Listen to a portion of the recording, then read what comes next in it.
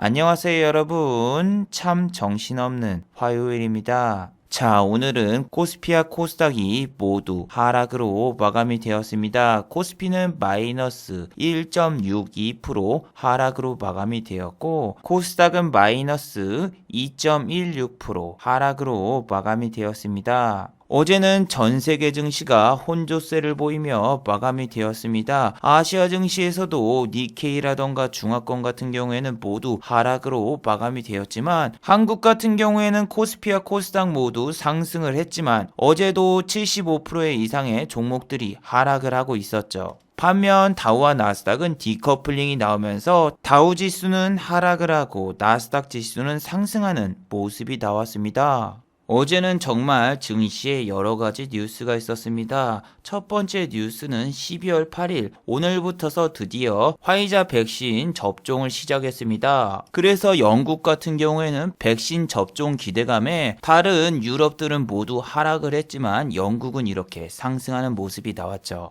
그리고 어제 미국에서는 전염병 연구 소장인 파우치가 다음 달 1월에는 3차 팬데믹이 올 수가 있다, 이런 경고의 메시지를 남겼습니다. 그래서 어제 미국의 여행, 레저, 스포츠 관련주는 이렇게 하락한 모습이 나왔는데, 반대로 한국은 오늘 여행과 레저, 스포츠 쪽이 지수는 크게 하락했지만 조금이라도 상승하는 모습이 나왔습니다. 자, 그런데 여러분, 지금은 한국의 선물 옵션 동시 만기일주입니다. 이번 주 목요일에 선물 옵션 동시 만기일이 있기 때문에 선물 옵션 동시 만기일주에는 이렇게 셀트리온 같은 시가총액 상위주도 10% 이상 급락이 나올 수 있는 아주 무서운 주인데, 여러분의 계좌는 무사하신가요? 자, 오늘은 드디어 코스피와 코스닥의 연일 상승 랠리가 마감이 된 날이었습니다. 지난번 같은 경우에도 연일 상승하다가 1.6% 코스피가 하락을 했는데 1.6% 잠깐 하락을 하고 계속되는 상승세가 나왔습니다. 자, 그러면은 과연 이번에도 오늘 잠깐 조정을 주고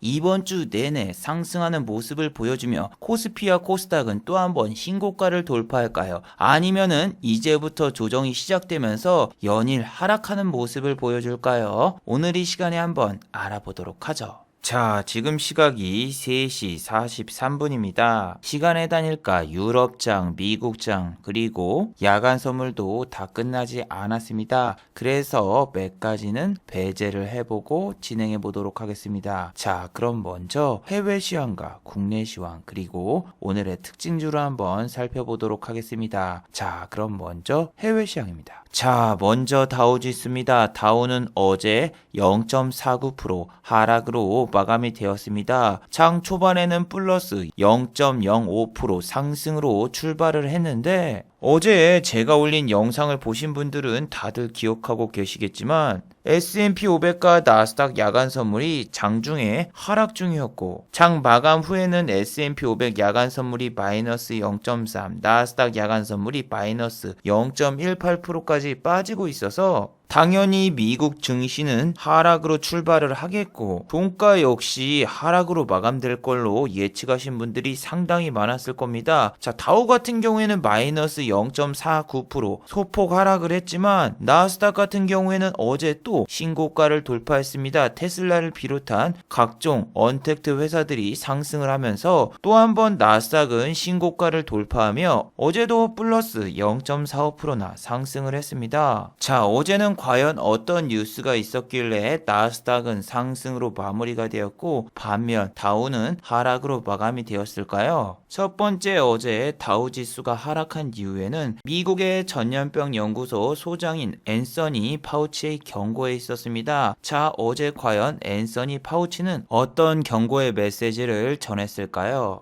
자, 어제 전염병 연구소 소장 앤서니 파우치는 이달 말에는 크리스마스 이벤트가 있기 때문에 확진자가 기하급수적으로 늘어날 수 있다. 그래서 올 1월에는 병상이 부족하고 미국이 대혼란이 찾아올 수 있다, 이런 경고의 메시지를 남겼습니다. 그래서 어제 다우에 상장되어 있는 크루즈 선박업체인 카니발 같은 경우에는 마이너스 1.07% 하락으로 마감이 되었고, 여러분들이 잘 알고 알고 있는 힐튼 호텔, 힐튼 월드와이드 홀딩스 같은 경우에도 마이너스 0.92% 하락을 하면서 호텔 레저 관광 관련주가 약간 하락하는 모습이 나왔습니다. 그리고 두 번째로 안 좋은 뉴스는 우리 럼프 형이 또 중화권을 공격하기 시작한다라는 뉴스가 나왔습니다. 기존에 아시다시피 중화권의 의원 14명을 비자 제한을 한다라는 뉴스와 중화권의 반도체 생산 기업인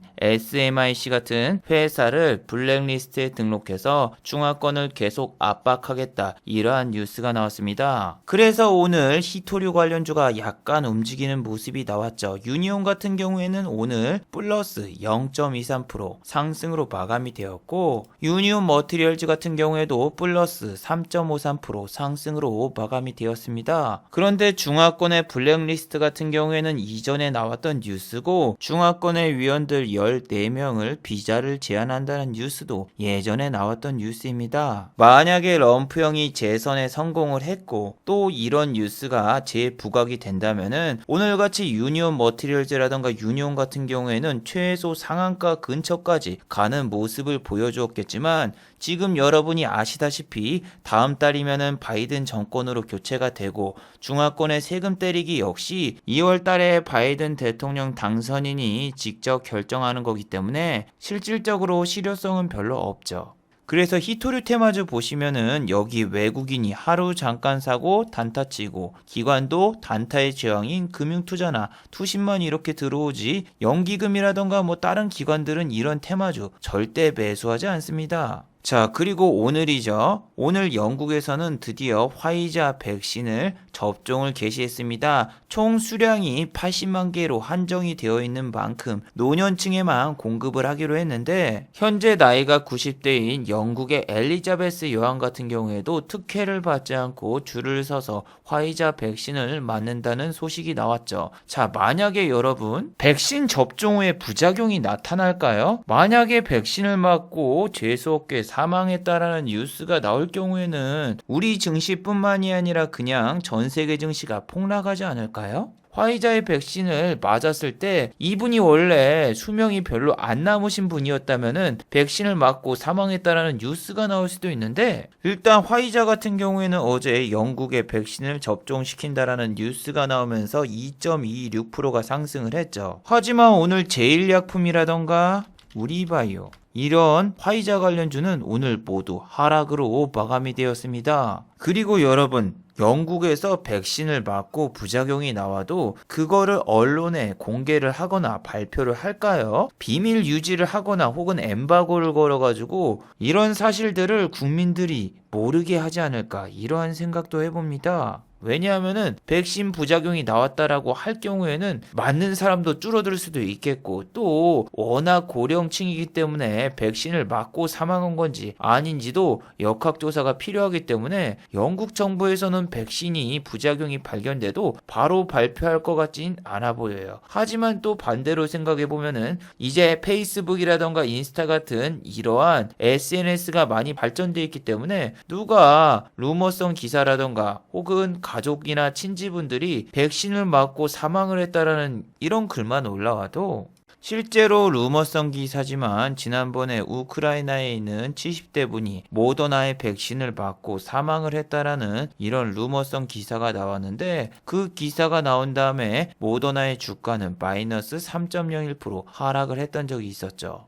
그래서 제일약품이라던가 우리바이오 같은 경우에는 그런 루머성 기사 하나만 나와도 바로 급락이 나올 수 있기 때문에 얘가 지금 급등한다고 따라 들어가기에는 좋은 자리도 없고 최근 주가도 너무 안 좋은 모습을 보이고 있죠. 그리고 여러분, 오늘은 중화권에서 수출무역 경제지표를 발표했거든요. 예상치보다 상회하면서 상당히 좋은 모습을 보였다라는 뉴스가 나왔는데도 불구하고 오늘 상하이 종합지수는 어떤 모습을 보였나요? 네, 오늘도 하락으로 마감이 되었습니다. 일본의 니케이 역시 오늘도 하락하였고 상하이 종합지수 역시 오늘 하락을 했어요. 대만 같은 경우에는 TSMC의 주가가 상승하면서 얘네도 우리나라와 똑같이 종목적으로는 하락하는 종목이 더 많지만 반도체 기업인 TSMC 주가 하나로 이렇게 오늘 또 상승으로 마무리가 되었는데, TSMC 주가가 보시면은 1.95% 상승했는데 오늘 삼성전자와 하이닉스는 어떤 모습을 보여줬을까요? 자, 오늘 같은 경우에는 삼성전자와 하이닉스가 마찬가지로 기관과 외국인이 동반 매도를 하면서 드디어 하락을 했죠. 그 덕분에 코스피 지수 역시 1.62% 하락으로 마감이 되었습니다. 어제 급등을 했던 삼성바이오로직스 같은 경우에는 다시 한번 제자리를 찾아왔는데 정말 무서워요. 무슨 셀트리온 헬스케어라던가 셀트리온 같은 경우에도 이 커다란 주식이 무슨 하루에 10%, 13% 이렇게 급락을 하는지 정말 선물 옵션 동시 만기일은 무서워요. 자, 그리고 오늘 수급을 보세요. 이틀 연속 개인이 1조 원 이상 매수를 했죠. 그리고 어떤 분들이 외국인의 선물이라던가 풋옵션, 콜옵션을 보고 이번 주가 상방일까 하방일까를 예측해달라고 하신 분들도 있는데 옵션만 보고는 예측이 안 됩니다. 특히 내 마녀의 날인 선물옵션 동시 만기일에는. 어제 이 영상에서도 여러분들께 말씀드렸잖아요. 지금 현재 ETF 상품인 고버스라던가 인버스 혹은 레버리지 손대지 말라고. 자, 예를 들면 오늘이죠. 오늘 12시 보시면은 개인이 거의 7천억 가까이 코스피를 매수하고 있고 외국인이 4천억 원 이상을 팔고 있는데, 자, 이게 옵션 만기라던가 선물 옵션 동시 만기일에는 외국인이 장 막판이라던가 중후반에 매수로 전환할 수가 있습니다. 현물 시장을. 그런데 보통 평균적으로 외국인이 아침부터서 이렇게 팔고 있다. 오전장에. 그럼 장중에 외국인이 다시 매수 전환하는 경우는 거의 없어요. 자, 오늘 같은 경우에도 보세요. 이게 지금 장중이에요. 장중에 지금 선물을 팔고 있고 현물도 팔고 있고 콜옵션은 팔고 있고 풋옵션만 보고 외국인이 하방에 베팅을 했구나 이렇게 쉽게 예측이 안 되죠. 보세요. 저거 스크린샷이 언제 찍었냐면 이때예요. 바로 하방을 예측을 했는데 다시 지수가 이렇게 올라와 봐. 그럼 멘탈 나갑니다. 뭐야 이게 아닌가 보구나 하면서 인버스나 곱버스 사면 손절해야죠. 그런데 또 손절했는데 이쪽으로 다시 쭉 빠져봐봐요. 그래서 요것도 봐야 되고 요것도 봐야 되고 요것도 봐야 되는데 여기서 지금 어느 쪽으로 갈지 여러분들 어떻게 예측을 하겠어요? 선물 옵션 동시 만기일에 이렇게 상방과 하방을 예측하는 거는 여러분 신의 영역이에요.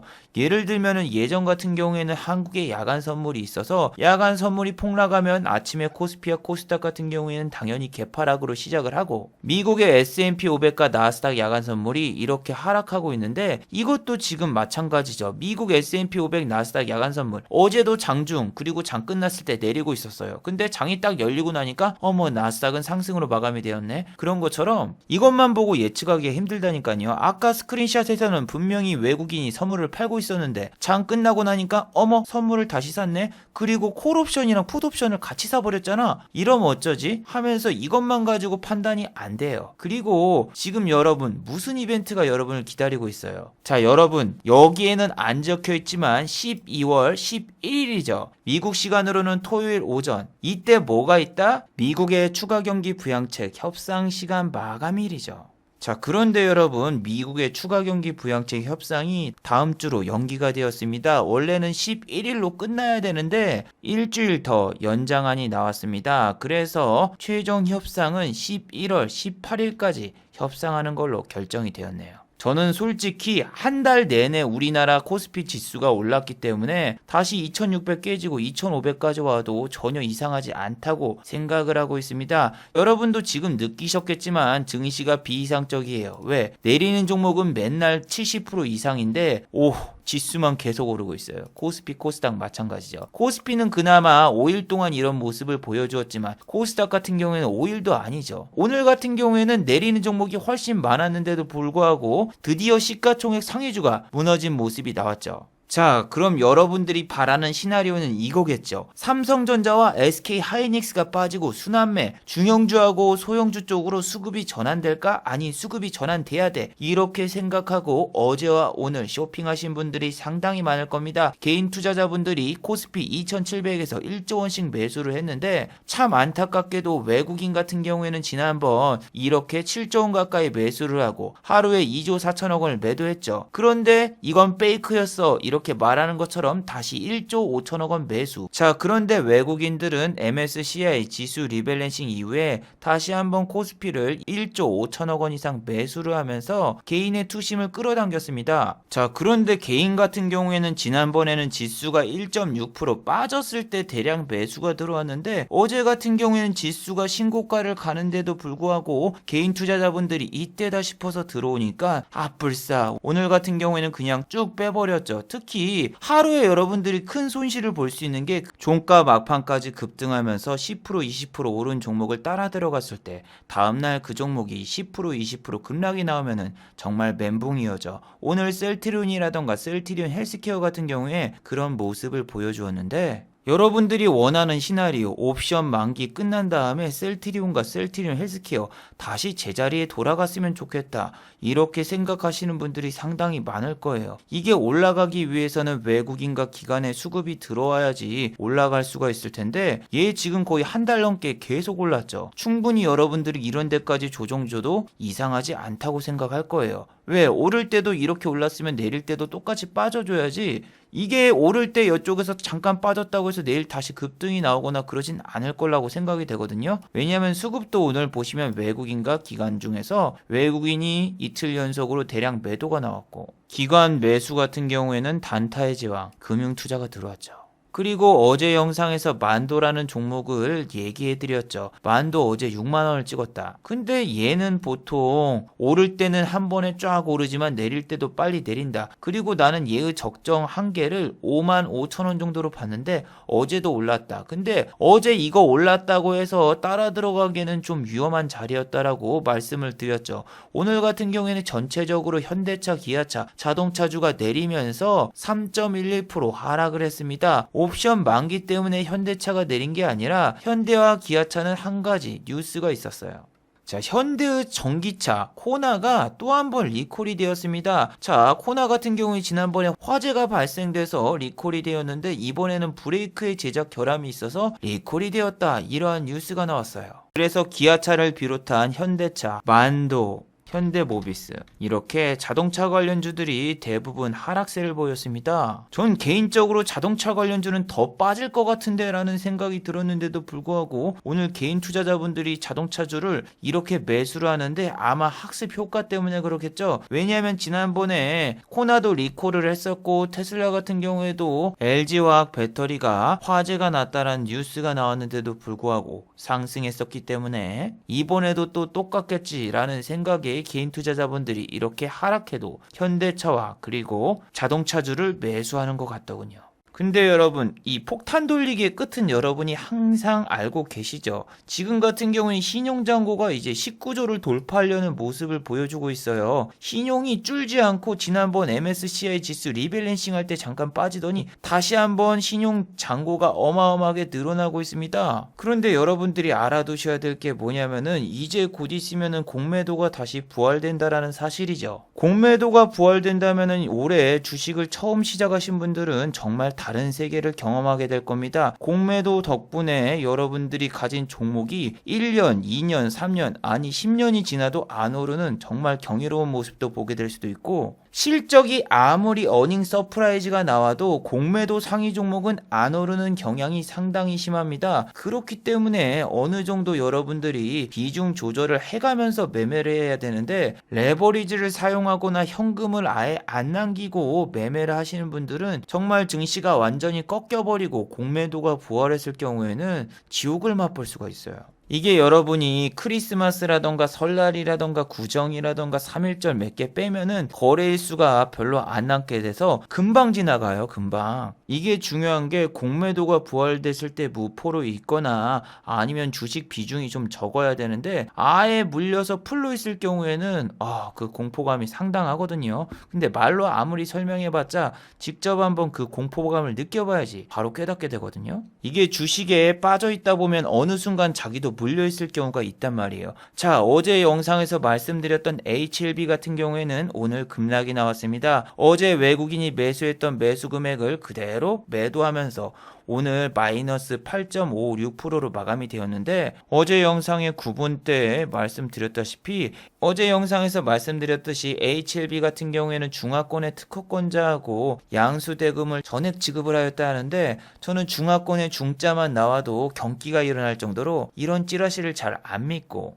얘는 항상 기사 띄우면 둘 중 하나다. 윗꼬리가 나와서 빠지거나 급등시켜놓고 다음날 빼버리기. 이 두 가지 패턴이 너무 나와가지고 재수 없으면 다음날 이렇게 빠질 수 있다라고 말씀드렸는데 정말 재수 없게 여기서 올라가지 않고 또 빠지는 이런 패턴이 나와버렸네요. 지금 증시가 이렇게 무서워요. 게임빌 같은 경우에도 파노 문제로 이렇게 딱 20% 띄워놓고 그 다음날부터서 비엔나 소시지처럼 계속 빼버리고 아니 JYP 같은 경우에도 갑자기 중화권의 파노 문제 뉴스 나오면서 얘도 같이 오르더니 그 다음날부터 빠지면서 다시 제자리로 돌아버렸어요. 응아병실 관련주도 보세요. 어제 이렇게 올려놓고 다시 제자리로 돌려버렸어요. 아니 더 빠졌네 보면은. 보세요. 우정바이오 같은 경우에는 어제 2% 올려놓고 오늘 마이너스 6.64% 빠지고. 제가 여러분 재밌는 거 하나 보여드릴게요. 자, 인지 디스플레이 같은 경우에는 어제 시간의 단일가에서 어디까지 올랐냐면은 약 3.86%까지 상승을 했었어요. 그런데 오늘 장이 개장했는데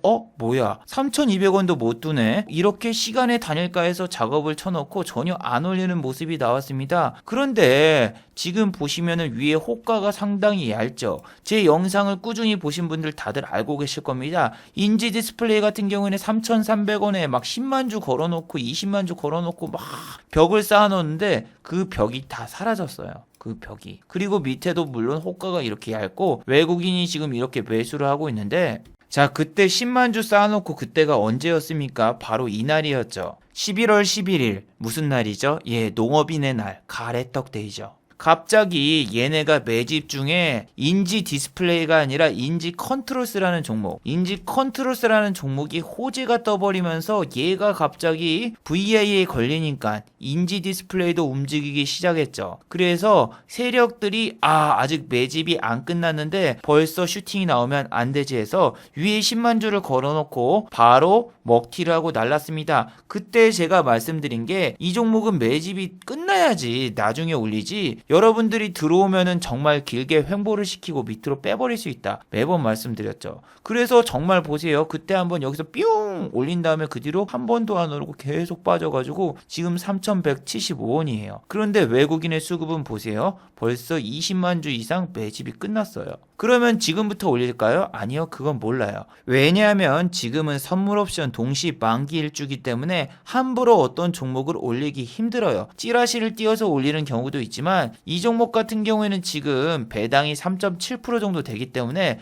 외국인과 기관이 배당을 가져갈 것인가 아니면은 여러분들한테 찌라시를 띄워놓고 뺄 것인가 뭐 그런 것도 여러 가지 신경을 쓰겠죠. 지난번 여기 보시면은 인지 디스플레이가 실적 발표할 때 잠깐 이렇게 3일간 띄운 적이 있었는데 그때 이후로 계속 하락이 나왔습니다. 그래서 만약에 이 종목이 배당률이 3.7%니까 이거 한번 연말에 배당 받아볼까 하면서 여러분들이 들어오면은 여기에 모았던 물량을 컨글리츄레이션 하면서 던지고 여러분한테 넘길 수도 있기 때문에 단순히 외국인이 많이 매집한다고 해서 종목이 오르는 것도 아니고 이렇게 횡보 내지 하락할 수도 있으니까 수급만 여러분이 너무 믿지 마세요. 오늘도 그렇지만 이번 주는 정말 증시가 어려웠어요. 내리는 종목이 75%기 때문에 옥석 가리기도 필요하고 그날 오른 종목을 매수를 해서 하루 홀딩하면 다음날 다시 다 빠져버리고 정신이 너무 없습니다. 자, 여러분들은 오늘 어떤 종목을 공략하셨나요? 정치 테마주 같은 경우에는 증시가 어려울 때 움직인다. 어제와 엊그저께 영상에서 말씀을 드렸죠. 오늘 같은 경우에는 이재명 씨가 움직였습니다. 대선 지지율 1위. 이러한 뉴스가 나오면서 아침부터서 에이텍과 에이텍TN이 급등이 나왔습니다. 이것도 보시면 아시죠? 지난 고점 돌파하자마자 다시 빼버리고 여기서 따라 들어가니까 다음날 다시 제자리로 돌리고 근데 여기서 손절치니까 다음날 급등시키고 너무너무나 정신이 없어요. 2등 주자인 에이텍 같은 경우에는 오늘 어땠어요? 자, 보시면은 얘 같은 경우에는 9.02%까지 상승했지만 지난 고점도 돌파를 못하고 다시 내려오는 모습을 보여서 1등 같은 경우에는 한번 탈출 기회를 줬죠. 여기에 물렸던 사람들 여기서 탈출할 수 있었는데 탈출하셨어야 되는데 아마 탈출을 안 했겠죠. 지금은 장이 순식간에 지나가기 때문에 판단력이 조금만 흐려지거나 느려도 큰 손실을 볼 수 있는 그런 증시이기 때문에 여러분들이 익절도 좀 빨리빨리 하고 방망이를 짧게 잡고 매매하시는 게 좋아요.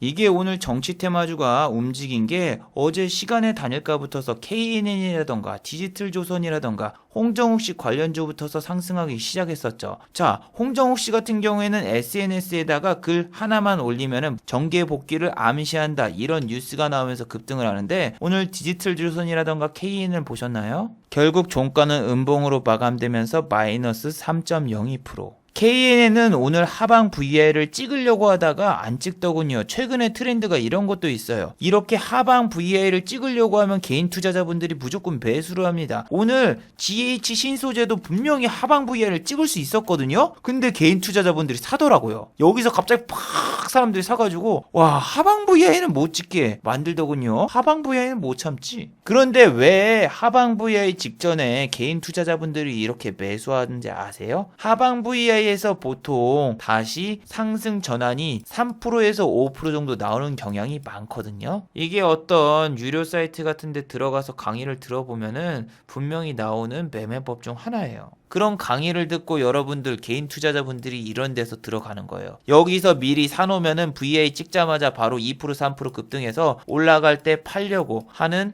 속셈학원 같은 속셈을 가지고 들어왔을 텐데 요즘에는 외국인과 기관들이 그런 거를 반대로 이용해. 항상 트렌드가 생기면은 그 트렌드를 바꿔버리는 그런 경향이 있기 때문에 여러분들이 어디 가서 유료 강의 듣는다고 해서 돈 절대 못 벌어요. 왜? 주식시장은 살아있는 생물처럼 계속 진화하고 포켓몬처럼 매번 바뀌어요. 그래서 뭐 한 가지 패턴 발견해가지고 매수하고 매도하기 그건 솔직히 힘듭니다. 아니 이게 너무 빨리 빠지고 그러니까 너무 무서워요. 한미사이언스 오늘 보세요. 이거 오늘 9만원 돌파 매매로 들어가서 바로 팔았어야 되는데 못 파신 분들은 위에서 잡았으면 오늘 마이너스 18%입니다. 18%. 이런 것도 뭐 매매법을 가지고 본인이 실행을 해서 성공 확률보다는 실패 확률이 지금 현재로서는 매우 높은데 와, 오늘 진짜 어떤 걸 매매하셨나요? 오늘 정말 막 주식들이 빨리빨리 움직이는데 정말 주식들이 빨리빨리 빠져요. 윤석열 씨 같은 경우에는 내일 모레죠. 법무부에서 윤석열 씨 징계위를 연다고 하는데 이것 때문에 오늘 윤석열 씨 관련주가 움직이더군요. 아침에는 서현 이화가 1등으로 움직였고 2등은 서현 탑메탈. 근데 서현 탑메탈 같은 경우는 이렇게 3% 4%대에서 횡보하는데 서현 이화는 6.65%까지 상승하면서 얘가 오늘은 1등으로 갔죠. 자, 윤석열 씨 관련주 매매 패턴은 여기서 다 얘기했죠. 그리고 어제와 엊그저께 영상에서도 윤석열 씨 관련주 중에서 서현 탑메탈은 10,000원 넘어가면은 단기 과열 걸린다. 얘 10,000원대에서 들어가면 여러분 끝납니다. 제발 들어가지 마세요. 어제도 얘기했습니다. 정말 소리치면서. 어떻습니까? 자, 오늘 1,100원 들어가자마자 세력들이 바로 빼버렸죠. 지난번에 여기서 10,000원 넘어가니까 투자 주의가 한번 걸렸고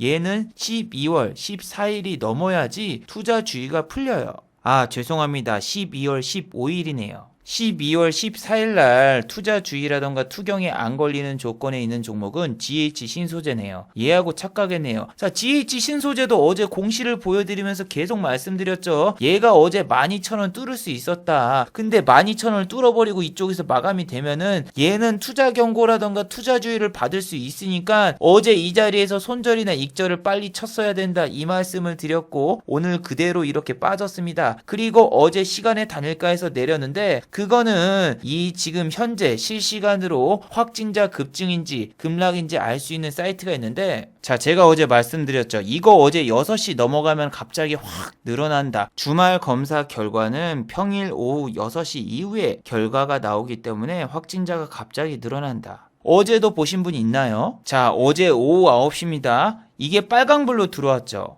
여기도 빨강불로 들어오면서 갑자기 11시, 12시 때 확진자가 팍팍팍팍 올라가는 모습을 보여줬어요. 그래서 이 사이트 들어가서 만약에 전날이 일요일이었다면은 확진자 체크가 6시 넘어서 나오기 때문에 동시간대 확진자 수가 갑자기 확 늘어난 걸 알 수 있어요. 그래서 시간에 다닐까 해서 6시 이전에 진행될 때 여기 확진자 수가 마이너스로 되고 있으니까 이거 지금 위험하다 이렇게 생각할 수도 있는데, 진정한 쿨타임은 6시부터라는 거 꼭 기억해 두세요.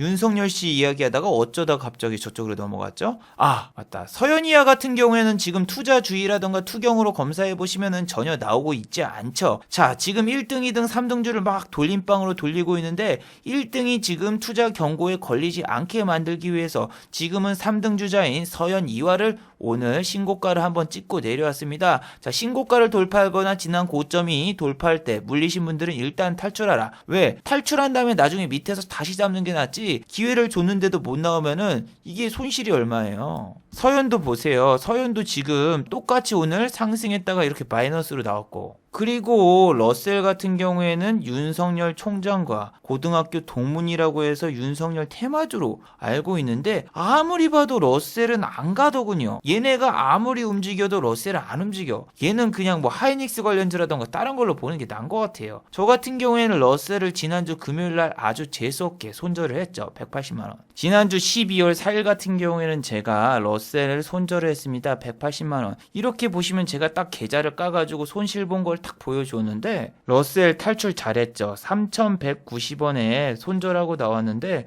지금 얼마죠? 네, 오늘 3,000원 깨졌었죠. 180만원 손절받는데도 불구하고 손절을 빨리 해서 그나마 플러스예요, 플러스. 아직까지 계좌 자체는 플러스거든요. 그런데 여러분, 저 이렇게 손절한 거 보여주는 게 참 스트레스 받는 게 뭐냐면은, 러셀 같은 경우에는 제가 180만원 손절한 걸 보여주니까 구독자가 한 120 정도 줄었고, 여러분 여기 몇 개 찾아보면은 2,400만원 손절한 거, 1,600만원 손절한 거 이런 게 있거든요. 근데 그건 말이죠, 500명, 400명 정도 줄더라고요. 한 영상당.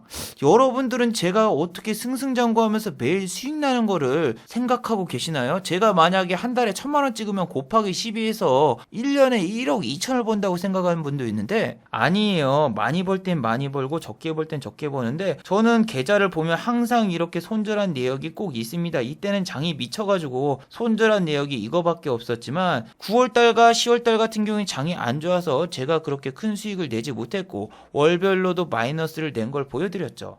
이게 이희진 씨라던가 박철상이라던가 이상한 사람들한테 사기 당하시는 분들이 이상한 계좌, 예를 들면은 박철상 씨 같은 경우에 모의 투자 계좌를 보여줬었죠. 이거는 박철상 씨 계좌, 청년버핏이라고 불리던 박철상 씨 계좌인데, 보세요. 수수료하고 이거 다 지워놨죠. 가짜예요, 가짜.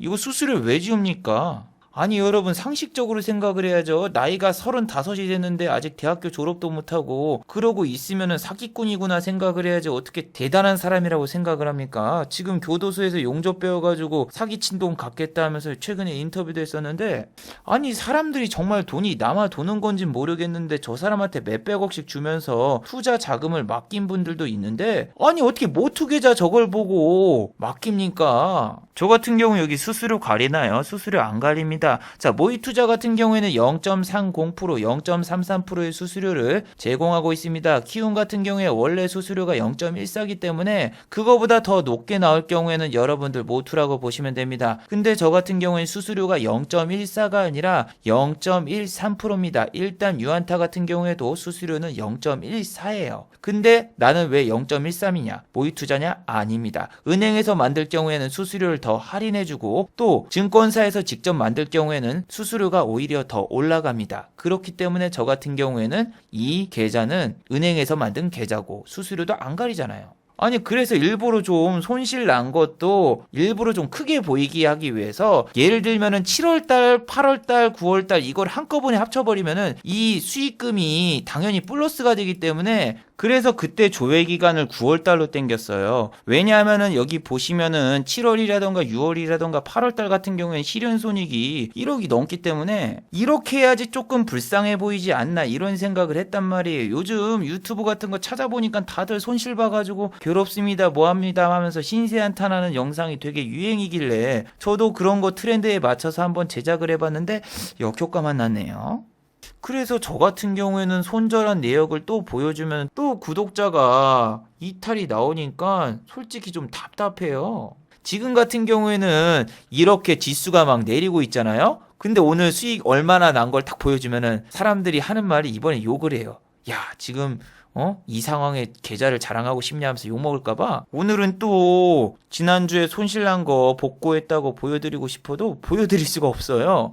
오늘 같은 경우에는 잠깐 먹고 나올 수 있는 게 동진세미캠이었는데 얘는 33,000원대를 11시 반 정도에 지지를 했거든요. 여기 보시면 아시다시피 11시 30분에 약간 눌림목이 나왔고 빠지자마자 바로 올라갔어요. 그때 보시면은 33,000원을 강력하게 지지해주면서 받쳐주더군요. 보세요. 여기 33,000원 안 깨지잖아요. 그래서 33,000원 안 깨지는 거 보고 이런 데서 사는 거. 이런 데 아니면은 3301 여기다가 잠깐 사놓고 이거 큰 돈으로 못해요. 잠깐 사놓고 매도가는 33,500원 거기로 잡아놓고 보는데 요렇게 다시 또 매도가 나온다? 그러면은 작전 변경. 그 밑에서 플러스만 나오면 판다. 예, 대형 판다처럼 이렇게 팔면 되는데 이렇게 2,000주 3,000주 사도 이렇게 파는 애들이 있어가지고 빨간불만 들어오면은 나가는 걸로 생각을 하셔야 돼요. 빨간불 들어왔습니다. 33050에서 이미 지금 여기 빨간불 들어왔고 여기서 일단 1차 분할 매도하고 3,350원 정도 거기서 한번 던지고 나가는 쪽으로. 그런데 이 부근에서는 33,350원을 못 찍어요. 그런데 이미 반을 분할 매도를 했기 때문에 밑으로 빠지면 추매할 수가 있기 때문에 마음이 되게 편안하죠. 그래서 이렇게 10분 뒤에 슈팅이 나와서 33,350원을 돌파하는데 이런 데서 매도해주고 소소하게 이 종목에서 수익을 챙길 수 있었습니다. LG전자 같은 경우에도 오늘 11시 반쯤에 94,500원대를 강력하게 지지해줘서 그거 보고 매매하는 방법이 있었습니다. 그래서 이렇게 두 종목 같은 경우 깔짝깔짝거리면서 오늘 좀 안전하게 먹을 수 있었죠. 뭐 괜히 셀트리온이라던가 셀트리온 헬스케어 HLB라던가 GH 신소재라던가 이렇게 막 바이오 제약 쪽에 안 쫓아가도 오늘 수익을 낼 수 있었습니다. 자, 마지막으로 한번 정리해 보도록 하죠. 1번 미국의 추가 경기 부양책 협상이 연기가 되었습니다. 자, 이번 주 금요일까지 미국의 추가 경기 부양책이 협상될 예정이었는데 다음 주 12월 18일까지 경기 부양책 논의가 계속될 예정입니다. 다음 주는 미국의 선물 옵션 동시 만기일도 같이 있기 때문에 상당히 리스크가 클 수 있으니 주의하시기 바랍니다. 자, 두 번째, 윤석열 씨 테마주는 12월 10일을 주의하시기 바랍니다. 자, 12월 11일은 윤석열 징계위원회가 열립니다. 어떤 결과가 나올지 모르고 오늘처럼 잠깐 슈팅을 준 다음에 다 빼버릴 수 있습니다. 그렇기 때문에 이날 매수를 하거나 매도하는 건 매우 위험하니 주의하시기 바랍니다. 자, 유튜브 광고도 끝까지 시청해주시면 정말로 고맙겠고 좋아요와 구독하기도 많이 눌러주시면 정말로 감사하겠습니다. 아, 그리고 또 어제 생방송 전에 후원을 해주신 정말 고마운 분들이 계셨네요. 네, 영상 밑에 있는 투네이션 후원하기 버튼을 눌러주시면 저를 후원해 주실 수 있는데 플래니애니 86님 후원 만원 정말 감사드립니다. 자, 다들 수고하셨고 즐거운 평일 되시기 바랍니다. 다들 수고하셨습니다.